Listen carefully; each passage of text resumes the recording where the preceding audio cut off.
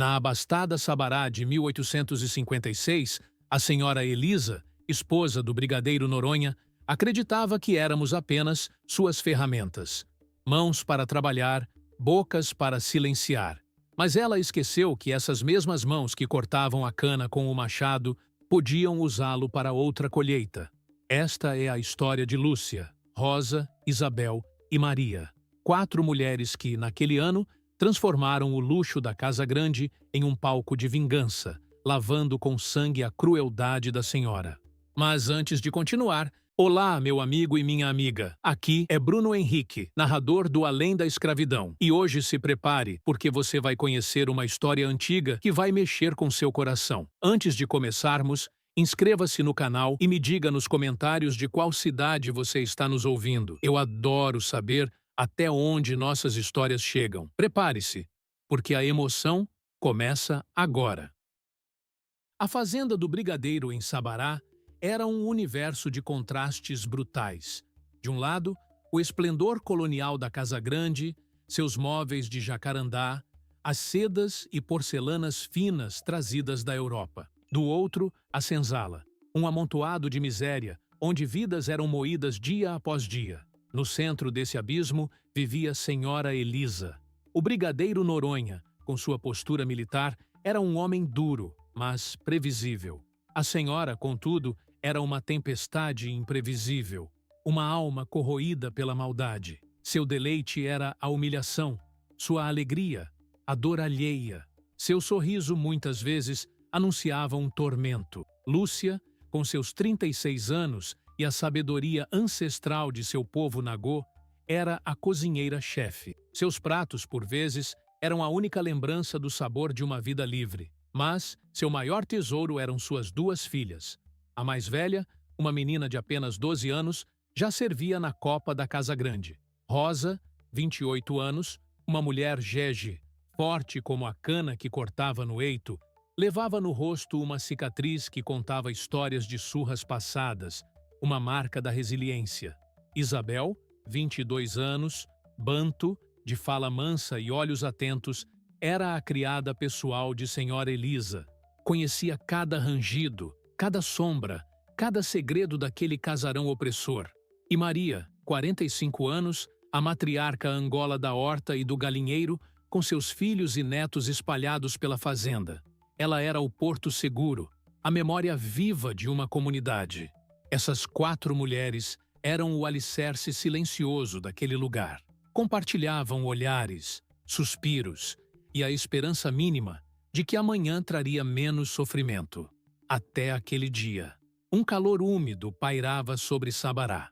Na Casa Grande, o almoço se aproximava. A filha de Lúcia, magra e ágil, desviava-se pelos salões, levando uma bandeja de vinhos. Um passo em falso, talvez uma laje desnivelada, e o silêncio da casa foi estraçalhado pelo som de cristal quebrando. Uma taça de vinho tinto rolou pelo chão, manchando o tapete persa. Senhora Elisa, que conversava com uma visita na sala de estar, viu.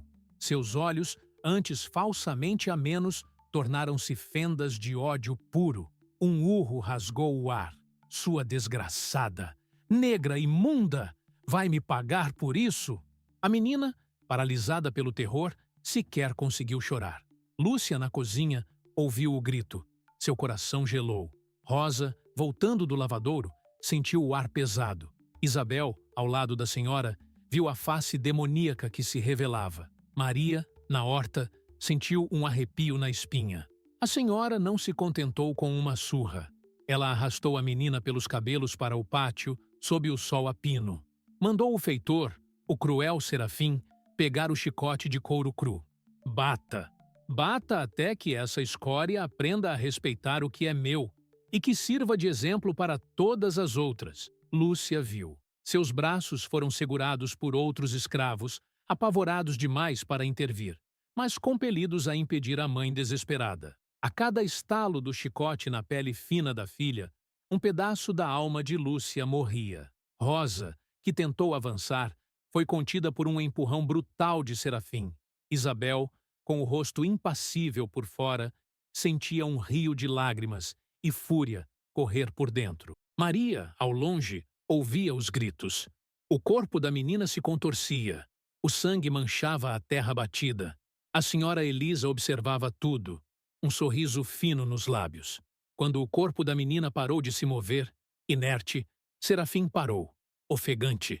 A senhora se aproximou, chutou o corpo sem vida. Deixem-na aí, que todos vejam o que acontece com quem me desafia, e que ninguém ouse tocá-la. O pátio mergulhou num silêncio sepulcral. O choro de Lúcia foi um lamento surdo, rasgando o silêncio e o coração de quem a ouvia. A imagem daquele corpo pequeno, abandonado ao sol, gravou-se como ferro quente na mente de Lúcia, Rosa, Isabel e Maria. Não era mais apenas dor, era a gota d'água. Era a semente de um ódio que floresceria em vingança. A dignidade foi jogada ao chão junto com o corpo da menina, e naquele momento, algo quebrou nelas. Algo inquebrável nasceu. A fazenda do Brigadeiro Noronha não era apenas um latifúndio em Sabará. Era um microcosmo de tormento. O sol nascia todos os dias para um ciclo infindável de trabalho. O alvorecer era saudado pelo ranger da moenda, o estalo dos chicotes e o burburinho de vozes cansadas que se levantavam para mais um dia de labuta. A vida ali era medida em sacas de cana, em baldes de água, em horas de sol a pino. Na senzala, a escuridão abrigava corpos exaustos, mas não os sonhos. Ali, entre as esteiras de palha e o cheiro de suor e terra, Lúcia, Rosa, Isabel e Maria teciam uma rede invisível de resistência. Suas vidas se entrelaçavam como as fibras de um cesto, cada uma forte à sua maneira, sustentando as outras. Lúcia, a cozinheira, passava suas manhãs na fumacenta cozinha da casa grande. O fogo lambia as panelas de ferro e o cheiro de especiarias misturava-se ao suor. Ela era a maestrina de sabores que os senhores tanto apreciavam. Com mãos hábeis, preparava quitutes que jamais provaria, mas que, por vezes, lhe davam acesso a sobras para suas filhas ou para os doentes na senzala. Sua cozinha era um santuário de segredos. Ali, entre o pilão e o tacho, ela ouvia conversas dos brancos, captava o humor da senhora Elisa e, com um olhar, passava informações vitais para Isabel, a criada da casa. Sua autoridade na cozinha era um raro resquício de controle em um mundo de servidão absoluta. Ela ensinava suas filhas os segredos das ervas, não apenas para cozinhar, mas para curar, para acalmar, para sobreviver. Era um conhecimento ancestral, sussurrado de mãe para filha, um escudo invisível contra a brutalidade. Rosa, a lavadeira e trabalhadora do eito, tinha a força de 10 homens. Seus braços eram torneados pelo trabalho árduo, suas mãos calejadas pela roça e pelo sabão. A cicatriz que lhe cortava a face era um lembrete constante de um dia em que ousou retrucar uma ordem de um feitor. Para que se lembre de quem manda, dissera o infeliz ao lhe rasgar com um pedão. Mas para Rosa era um distintivo, uma marca de batalha. Era o fogo nos olhos de Rosa que acendia a coragem em outras mulheres no eito, quando o chicote de Serafim passava perto demais. Sua língua, embora geralmente contida, era afiada como um facão quando se tratava de defender os seus. Ela representava a força bruta, a capacidade de resistência física que a mantinha viva. Isabel, a mais nova das 4, era a sombra na casa grande. Discreta, silenciosa. Seus olhos eram como câmeras, registrando cada movimento, cada fresta, cada objeto. Ela servia a senhora Elisa diretamente, suportando seus caprichos, suas palavras ácidas, seus toques desrespeitosos. Era a confidente que ouvia, mas não falava. Suas mãos limpavam a sujeira dos ricos, mas sua mente absorvia a sujeira de suas almas. Ela sabia onde as chaves eram guardadas, quais portas rangiam, quais janelas ficavam abertas. Conhecia os horários de sono dos moradores, os passos apressados dos feitores. Era a inteligência invisível, o olho que tudo via, o ouvido que tudo ouvia, sem ser notada. Era ela quem levava os pequenos furtos de comida de Lúcia para as crianças da senzala, quem passava bilhetes disfarçados em trouxas de roupa. Maria, a matriarca, era a terra. Seus dedos enrugados conheciam o solo, as sementes, os ciclos da vida. No seu pedaço de horta, entre os pés de quiabo e as folhagens de taioba, ela plantava não apenas comida, mas esperança. Seus netos brincavam ali, longe do chicote, por um instante. Maria era a memória da fazenda, a voz dos mais velhos, que contava histórias de um tempo antes do cativeiro, de reinos e de liberdade. Seu saber sobre as ervas era profundo, não apenas para a saúde, mas para afastar o mal olhado e fortalecer o espírito. Era ela quem cuidava dos doentes na senzala, com chás e banhos, com rezas e cantos. Ela era o porto seguro, o elo entre o passado e um futuro que parecia cada vez mais distante, até aquele dia fatídico. A senhora Elisa. Ah, senhora Elisa. Seu nome era um calafrio. Ela não se contentava com a obediência, exigia humilhação. Seu lazer favorito era encontrar falhas, mesmo as inexistentes, para justificar punições bárbaras. Mandava cortar os cabelos das escravas que julgava insolentes. Obrigava-as a comer os restos do jantar com as mãos, ajoelhadas. Certa vez, irritada com um erro mínimo de uma lavadeira, mandou queimar as mãos da pobre mulher com um ferro em brasa, para que nunca mais estragasse a roupa alheia. O feitor Serafim, um homem com a alma tão vazia quanto o bolso, executava suas ordens com um prazer doentio, sempre na esperança de um agrado da patroa. As 4 mulheres testemunhavam diariamente a crueldade de Elisa. Viam crianças serem separadas de suas mães e vendidas para outras fazendas. Viam homens serem açoitados até a morte por tentar proteger suas famílias. Viam mulheres serem abusadas na calada da noite. Cada ato de crueldade era uma facada no coração coletivo da senzala, mas também um tijolo a mais no muro de raiva silenciosa que se erguia. Lúcia, Rosa, Isabel e Maria, apesar da opressão, mantinham acesa uma centelha de dignidade. Elas se comunicavam com olhares, com gestos discretos, com canções entoadas na senzala que guardavam mensagens secretas. Quando Lúcia preparava um prato especial, Isabel sabia que era o brigadeiro quem comia, e, portanto, um dia de poucas chances de surra para as criadas.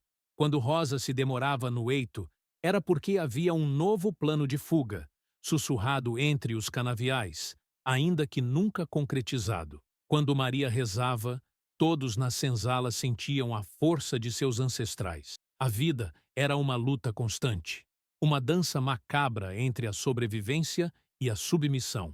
Elas haviam aprendido a suportar. Mas a morte da filha de Lúcia. Aquilo foi diferente.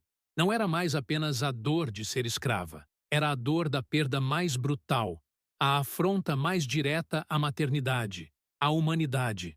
O corpo daquela menina, exposto no pátio, era um espelho da alma dilacerada de Lúcia.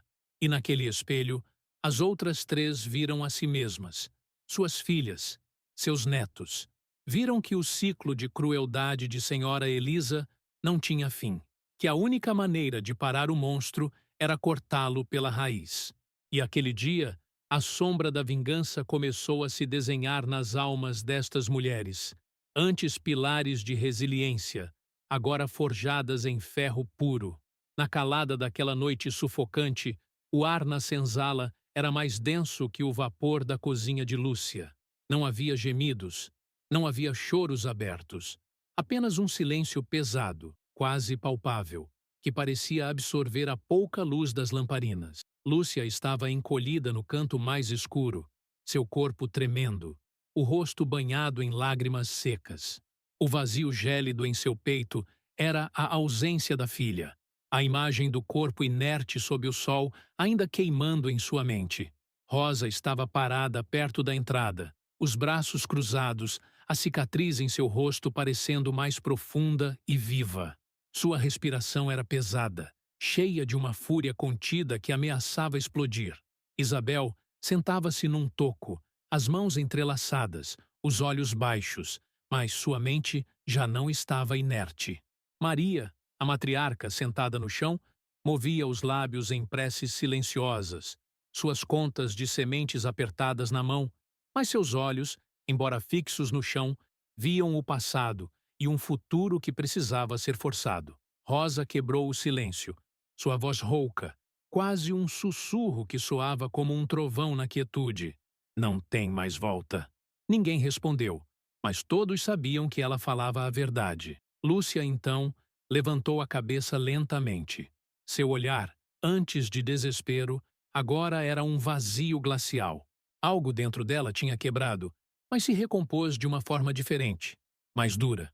A gente não tem mais volta, Rosa, Lúcia disse, a voz embargada, mas firme. Ela matou minha menina, e amanhã pode ser ou a sua, Isabel, ou um dos seus netos, Maria. Um calafrio percorreu a senzala. Os poucos escravos que ainda estavam acordados viraram-se, seus olhos fixos em Lúcia, no pavor das suas palavras, no reconhecimento da verdade nua e crua. Maria, com a sabedoria dos anos e a dor das perdas acumuladas, falou, sua voz grave, suave, mas carregada de um peso ancestral. O sangue dela clamou por justiça, não pelo chicote, filha, mas por algo mais. Isabel levantou a cabeça. Seu olhar, antes baixo, agora era penetrante, gélido. Ela dorme como um anjo, mas seu coração é um charco de veneno. Lúcia olhou para cada uma delas, seus olhos como brasas recém-acesas. Eu vi o sangue da minha filha, vi a alegria nos olhos daquela bruxa. E eu jurei que ela não vai mais ter alegria. Lúcia se levantou.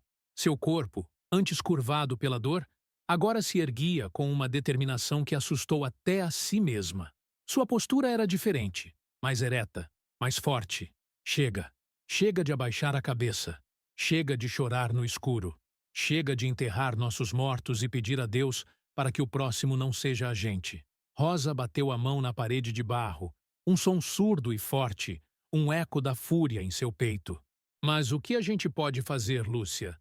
Somos escravas. Nossas mãos são para servir, nossas bocas para calar. Lúcia andou até o centro da senzala, a luz bruxuleante da lamparina destacando as lágrimas secas em seu rosto, mas também a resolução inabalável em seus traços. Não, nossas mãos são para cortar a cana, a lenha e o mal pela raiz. Nossas bocas, Rosa, podem até calar, mas nossos corações gritam. E se a gente gritar juntas, o grito vira um trovão. Maria, com sua sabedoria, assentiu lentamente. Isabel, com sua natureza observadora, já parecia calcular as implicações daquelas palavras. Maria falou, a semente da vingança é amarga, Lúcia, mas a semente da liberdade, essa é doce como o mel. Se essa for a única forma de plantar a liberdade, então que seja.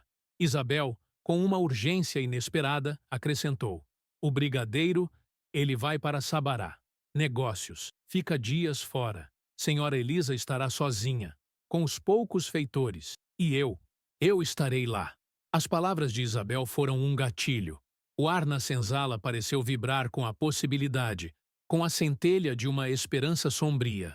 Lúcia olhou diretamente para Isabel, um plano começando a se formar em seus olhos. Sozinha? A casa grande? Seus segredos? Você os conhece, não é, Isabel? Um sorriso fino e gélido surgiu nos lábios de Isabel, algo que nunca ninguém havia visto antes. Era um sorriso de conhecimento perigoso.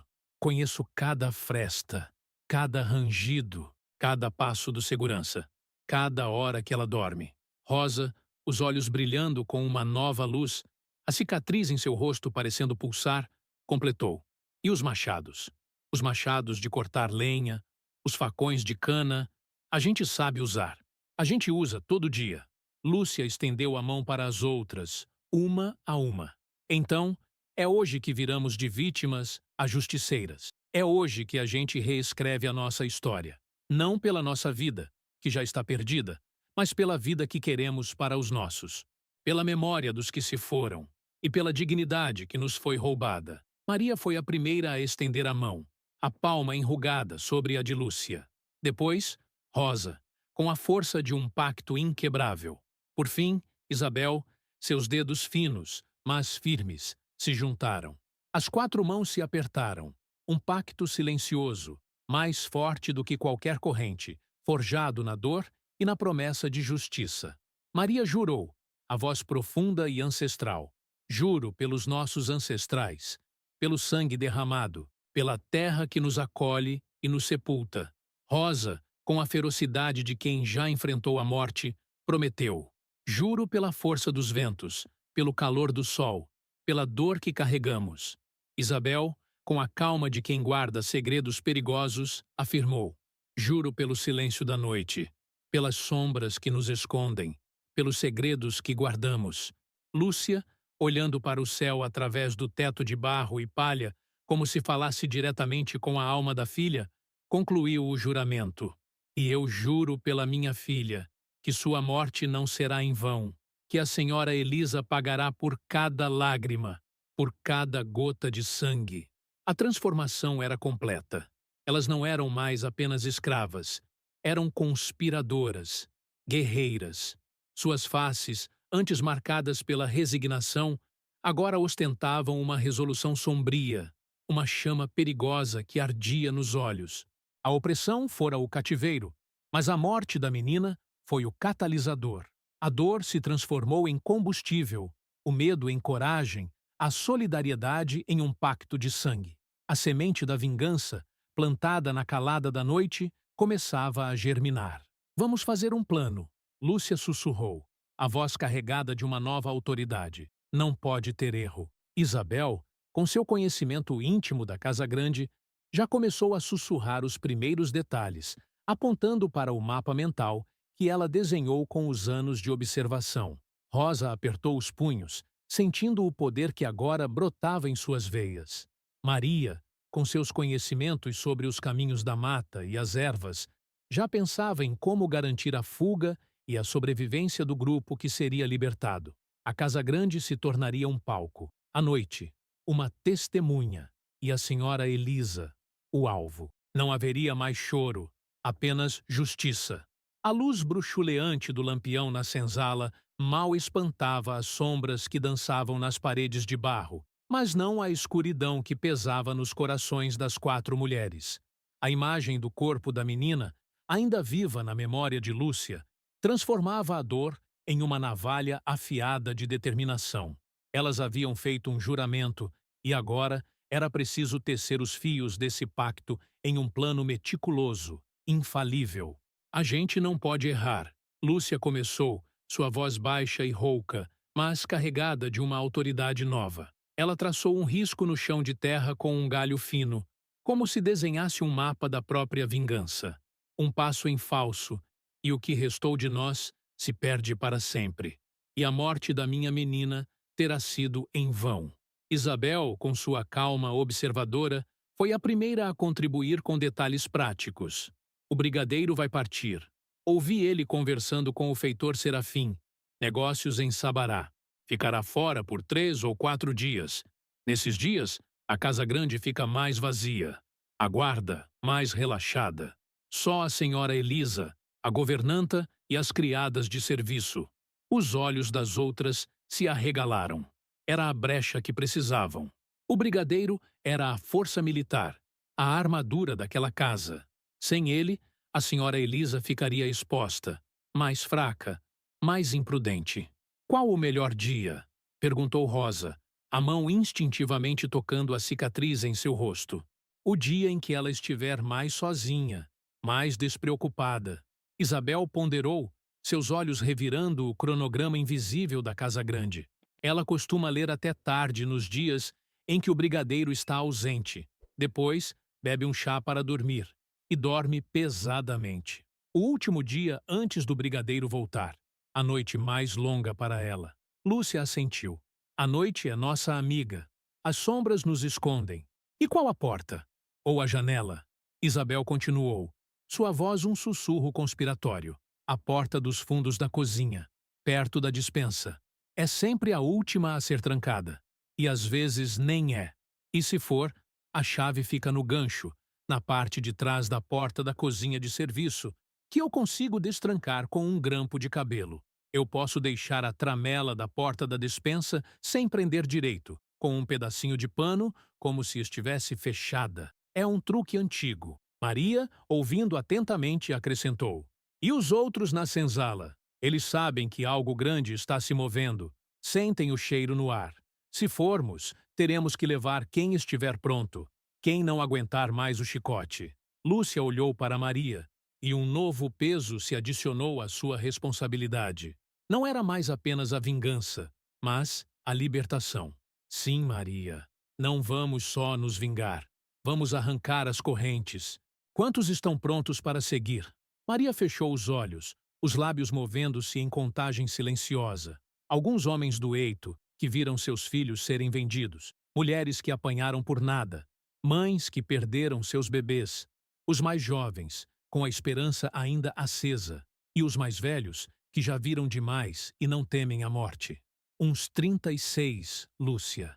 36 almas sedentas por um quilombo, por um novo começo. O número era significativo. 36 vidas além das 4. O plano ganhava uma dimensão épica. E as armas? Perguntou Rosa, os olhos fixos na ideia da ação. Onde pegamos? Como escondemos? Lúcia, a cozinheira, pensou nas ferramentas que usava diariamente. Os machados de rachar lenha ficam no barracão ao lado da cozinha, pesados, afiados, e os facões de cortar cana, no paiol. São ferramentas de trabalho. Ninguém desconfiaria. Isabel, você pode nos dizer quando o barracão e o paiol estarão mais acessíveis? Sem feitores por perto? Isabel assentiu prontamente. Sim, de tarde, quando o sol está forte e eles se recolhem para a sesta. Posso ir buscar lenha ou buscar galinhas. Ninguém desconfiaria. E o silêncio? Maria interveio. Quando a gente entrar na casa grande, não pode ter gritos, não pode ter barulho. Ela dorme fundo, mas não é surda. Ela dorme com um copo de água na cabeceira, Lúcia. Isabel disse, um brilho nos olhos. E sempre pede um chá para dormir, se o brigadeiro não está. Uma ideia se acendeu na mente de Lúcia. Um chá, com um pouco mais de calma. Maria, você tem aquelas ervas que fazem o sono pesado, que adormecem a gente como pedra? Maria sorriu, um sorriso sombrio, cheio de conhecimento ancestral. Eu tenho. Aquelas que tiram o peso do corpo e da mente, e fazem o coração bater mais lento, a respiração mais calma. Ninguém acorda, nem com um trovão. Lúcia olhou para Rosa. Você e eu, com os machados. Maria e Isabel, vocês vigiam. Rosa, você é a força. Eu sou a mira. Lúcia fechou os olhos, imaginando a cena, calculando cada golpe. Tem que ser rápido, tem que ser limpo, uma explosão. E pronto, acabou. Rosa, com um nó na garganta, mas um fogo nos olhos, disse: ela vai pagar pelo que fez a sua menina, e a todas as outras. Com a mesma força que a gente corta a cana. Isabel traçou no chão o caminho desde a porta dos fundos, passando pela sala de jantar, pela escadaria, até o quarto da senhora Elisa. A escadaria range no terceiro degrau. O assoalho do corredor range perto do quadro da família. Tem que desviar. O quarto dela é o segundo à direita. Ela dorme de costas para a janela, virada para a porta. A cama de dossel, com os lençóis de seda branca. Lúcia imaginou. A seda branca manchada. A ironia perversa da pureza maculada pelo sangue da própria maldade. Os guardas? Um na frente, perto da porta principal. Outro perto da cozinha. Mas nos dias em que o brigadeiro está fora, ficam mais na frente, de guarda à propriedade. E cochilam. Não há vigia noturna interna, a não ser as criadas. Isabel assegurou. É a brecha. O ponto cego. Maria levantou a mão pensativa. E a fuga? Depois que fizermos o que tiver que ser feito, a gente não pode ficar na fazenda. Tem um quilombo antigo, nas profundezas da mata, para as bandas do Maranhão. É longe, mas é seguro. Meus avós falavam dele. Eu sei o caminho. As ervas para curar as feridas da caminhada, os rios para beber, as frutas para comer. Mas precisamos de algum suprimento para a viagem. Lúcia ponderou. Isabel, na despensa, o que tem? Farinha, carne seca, rapadura, tem de tudo. A despensa é farta. E está sempre destrancada à noite para as cozinheiras Caso precisem de algo de última hora, respondeu Isabel, que já conhecia cada canto e segredo. Posso juntar sacos discretamente nos dias anteriores, pequenas porções, para não ser notado. O plano estava se tornando um mural vívido na mente delas. A inteligência de Lúcia, a força de Rosa, o conhecimento de Isabel e a sabedoria de Maria se fundiam em uma estratégia fria e calculada. Não era um ato impulsivo. Era a destilação de décadas de sofrimento em uma única noite de justiça. O objetivo era claro: a senhora Elisa. O método: machados e facões, com a cobertura do sono profundo. A data: o último dia da ausência do brigadeiro. A fuga: uma massa de almas libertas, guiadas para um quilombo, longe das garras da escravidão. Então é isso, Lúcia sussurrou, o galho no chão de terra tendo se transformado num mapa detalhado de vida e morte. Vamos esperar o dia, cada uma fazendo seu trabalho, sem levantar suspeitas, mas com os olhos abertos e as almas em chamas. As 4 mulheres se olharam. No fundo de seus olhos não havia mais apenas dor, mas uma determinação forjada no ferro mais puro. A vítima se preparava para se tornar algoz, e a Casa Grande, palco de tantos tormentos, se transformaria no cenário de uma vingança que ecoaria pela história. O plano mestre estava traçado. Agora era só esperar o momento certo. Os dias que se seguiram àquele pacto silencioso na senzala foram um paradoxo. Por fora, a fazenda mantinha sua rotina brutal. O sol escaldava o eito, o chicote estalava, a moenda rangia sem parar. Mas por dentro, nas almas de Lúcia, Rosa, Isabel e Maria, um motor de aço havia sido acionado. Um plano meticuloso estava em movimento, e a tensão crescia, invisível, mas palpável. Isabel, a sombra na Casa Grande, tornou-se ainda mais imperceptível. Seus olhos, antes apenas observadores, agora eram lentes afiadas de um espião. Ela confirmou a partida do brigadeiro Noronha. Ele se foi, para Sabará. Discutiu com a senhora Elisa antes de ir. Disse que voltaria em 3 noites. Sussurrou para Lúcia na cozinha, enquanto lavava as louças. Lúcia apenas assentiu, as mãos ocupadas em picar temperos, mas a mente calculando. A atenção de Isabel recaiu sobre os hábitos noturnos da senhora Elisa.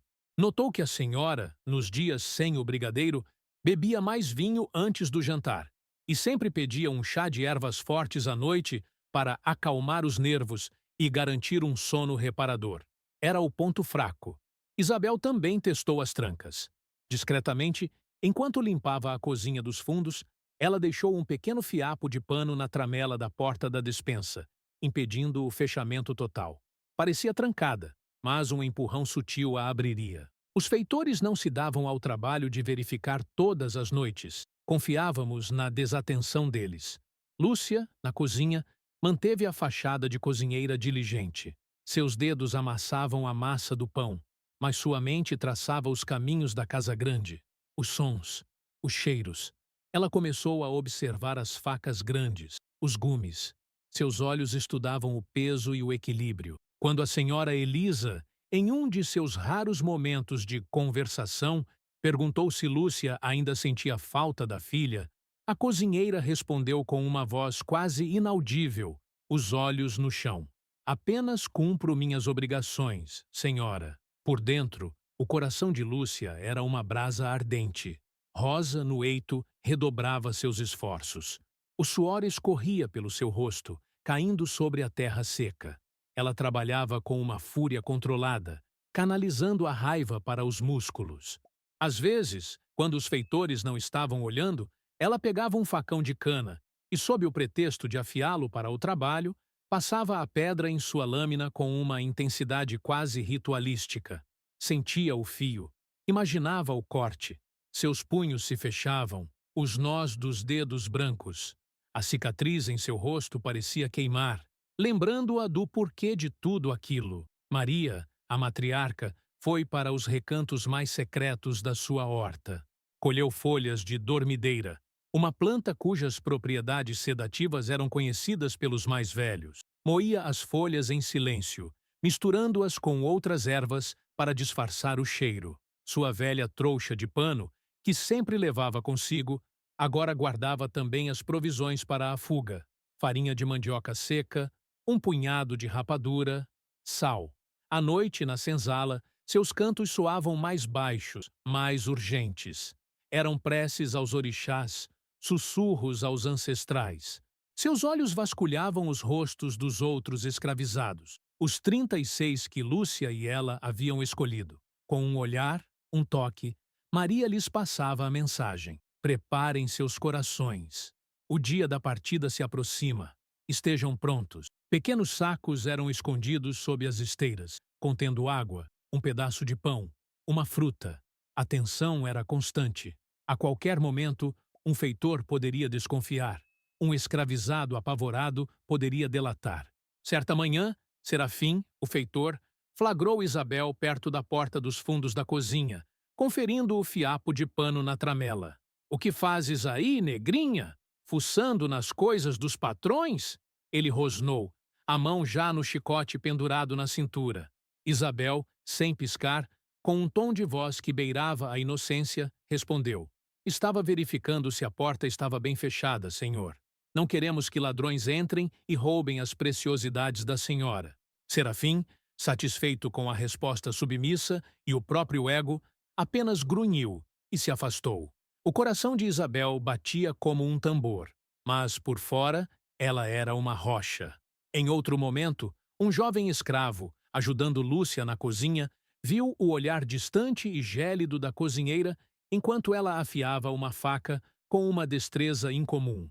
"Lúcia, seus olhos estão diferentes?" ele murmurou. Lúcia apenas olhou para ele, um aviso silencioso em seu olhar que fez o menino baixar a cabeça e retomar o trabalho. A vigilância era constante, a comunicação quase telepática.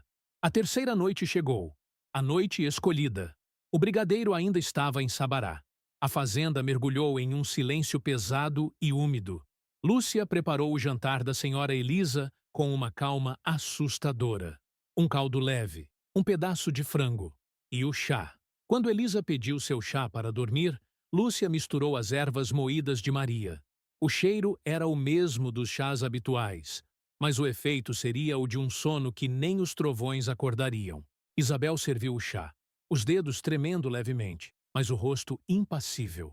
A senhora Elisa bebeu a poção calmamente, alheia ao seu destino. "Ah, Isabel, você é uma bênção.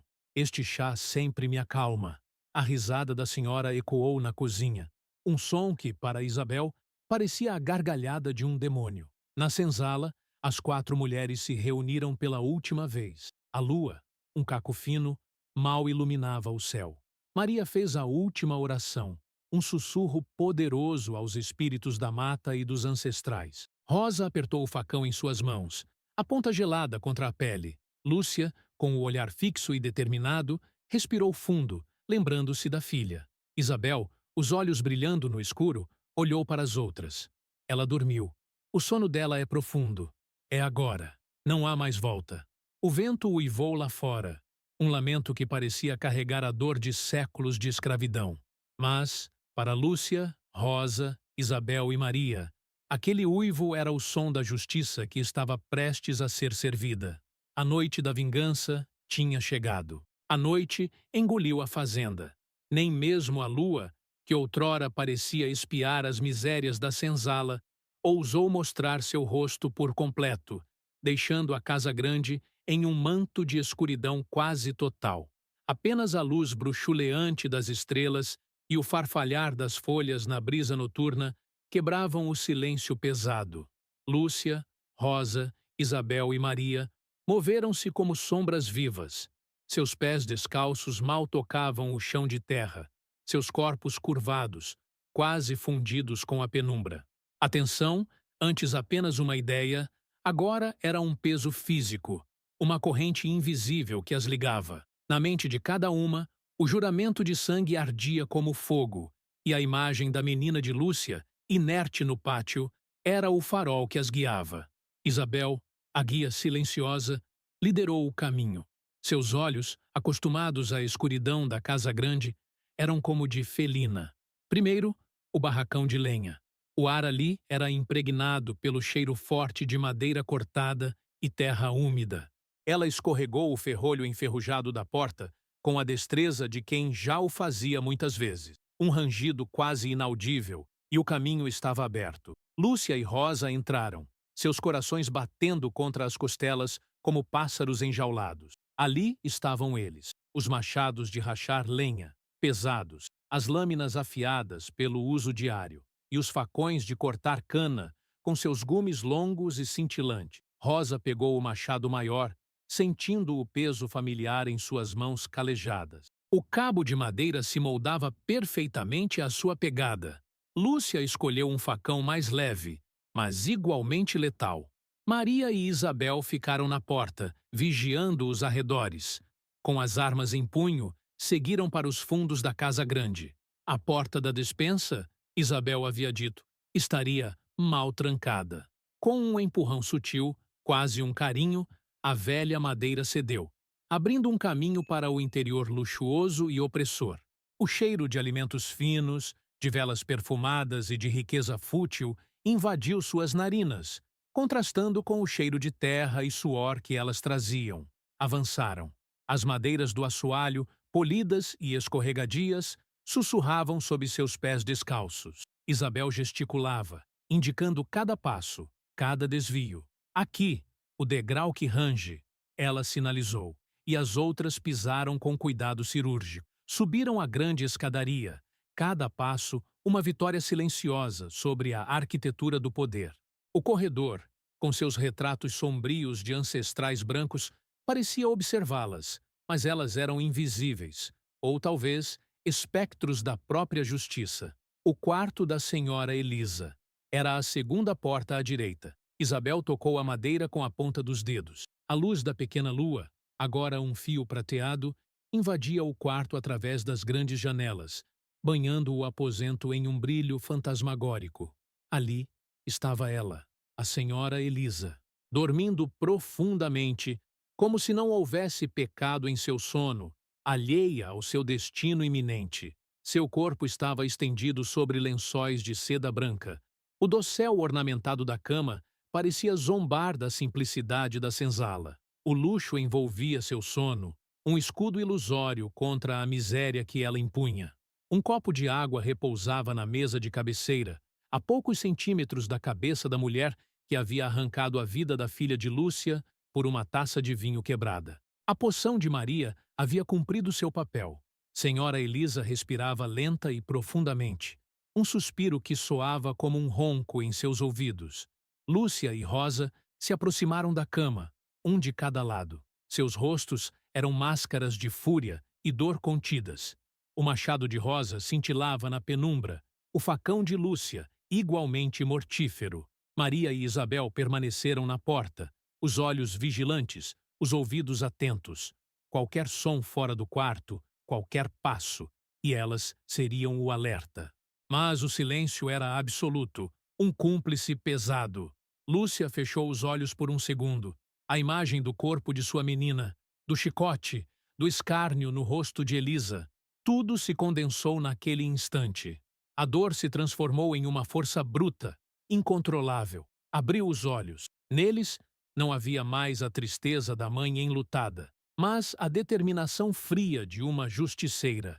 Com um grunhido primal que se perdeu na própria garganta, Rosa ergueu o machado. O movimento foi swift, preciso. A força de anos de trabalho no eito, agora direcionada por uma fúria ancestral. O machado desceu com um som abafado, mas devastador, cortando o silêncio da noite e a vida da senhora Elisa. Lúcia, em sincronia brutal, atacou com o facão. Não um golpe, mas uma série deles, rápidos e ferozes, como se cada corte apagasse uma lembrança de dor, uma chicotada recebida, uma lágrima derramada. Os lençóis de seda branca absorveram o sangue, tingindo-se de vermelho escarlate, como se a própria casa estivesse sangrando pelas atrocidades cometidas ali. A vingança foi rápida, brutal, poética. A mulher que havia desdenhado da vida de outros, que havia transformado a dor em espetáculo, agora era ela o espetáculo macabro. O corpo da senhora Elisa, antes luxuosamente vestido, agora era uma massa irreconhecível. As mãos que tanto comandaram crueldades, agora imóveis. A boca que proferiu tantas injúrias, agora silenciada para sempre. Naquele quarto, sob a luz fantasmagórica da lua, não havia mais Senhora Elisa. Havia apenas a materialização de séculos de injustiça, finalmente cobrando seu preço. Lúcia e Rosa ofegavam, o suor misturado com as lágrimas em seus rostos. As armas, antes ferramentas de trabalho, agora estavam pesadas com o sangue da retribuição. Maria e Isabel entraram no quarto, seus olhos fixos na cena. Não havia horror em seus olhares, apenas uma mistura de catarse e uma fria satisfação. Um arrepio percorreu seus corpos, não de medo, mas da libertação de um jugo pesado. A justiça havia sido servida, fria e implacável. Era feito. A fúria contida por anos havia explodido. Agora era tempo de colher a liberdade. O cheiro de sangue e seda queimava as narinas no quarto opulento da senhora Elisa. Lúcia e Rosa empunhavam suas armas, o suor escorrendo pelo rosto, a respiração pesada. Maria e Isabel observavam, uma quietude estranha pairando sobre as quatro mulheres. A vingança estava feita, mas a jornada apenas começava. Lúcia, com o facão ainda em rãs, virou-se para as outras. Seus olhos, antes cheios de fúria, agora brilhavam com uma determinação fria. Não podemos perder tempo. O sol vai nascer. A liberdade não espera. Isabel, com uma agilidade surpreendente, dirigiu-se rapidamente à despensa. Seus dedos voaram pelos sacos de farinha, carne seca e rapadura. Encheu os sacos que havia preparado, pensando na longa caminhada. Enquanto isso, Lúcia e Rosa, com movimentos sincronizados, usaram o azeite dos lampiões e os panos de linho da casa grande para preparar as tochas. O incêndio não seria apenas um ato de destruição, mas um grito de guerra, um farol de esperança para os que viriam. Maria, a matriarca, saiu primeiro, rumo à senzala. A luz fraca do lampião que Lúcia acendeu iluminava seu rosto sereno. Ao chegar, o murmúrio na senzala cessou. As 36 almas que aguardavam a palavra de Maria se calaram, sentindo a mudança no ar. Seus olhos, já preparados, fixaram-se nela. Maria não precisou de muitas palavras. Apenas um olhar, um aceno de cabeça para o leste. É a hora, meus filhos. O caminho da liberdade nos chama. A noite é nossa amiga. Um movimento silencioso começou na senzala. Homens e mulheres, alguns com seus filhos nos braços, outros carregando pequenos embrulhos com o pouco que tinham, se levantaram. Não havia euforia, apenas uma resolução solene. A esperança se misturava ao medo do desconhecido, mas a certeza de que o jugo de Elisa havia terminado era um bálsamo. Enquanto isso, de volta à casa grande, Lúcia e Rosa se moviam com uma precisão brutal. Espalharam o azeite, acenderam as tochas. A primeira chama lambeu as cortinas de seda, depois os móveis de madeira polida. O fogo, faminto, começou a devorar a riqueza acumulada pela opressão. Não era apenas lenha a queimar, mas a memória de chicotadas, gritos e humilhações. O luxo virou cinzas, uma purificação violenta. Isabel retornou, os sacos de suprimentos nos braços, e viu o incêndio se espalhando. O calor do fogo contrastava com o frio de sua vingança. Vamos, ela disse. Eles estão prontos. As 4 mulheres se juntaram à multidão de 36 escravos, agora 40 almas livres, na saída da senzala. O brilho avermelhado do fogo na casa grande iluminava seus rostos. Aquele fogo era a assinatura da revolta, a declaração de que aquele pedaço de terra não seria mais um palco de sofrimento. Para a mata! Maria gritou, sua voz surpreendentemente forte, guiando o grupo para a escuridão da floresta. Ela conhecia cada trilha, cada riacho, cada esconderijo. A floresta era a mãe que os acolheria, a barreira contra os perseguidores.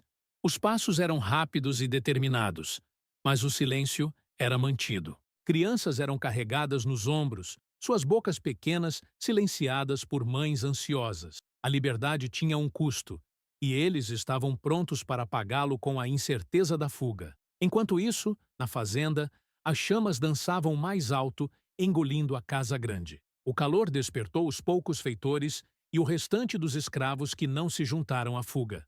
Pânico irrompeu.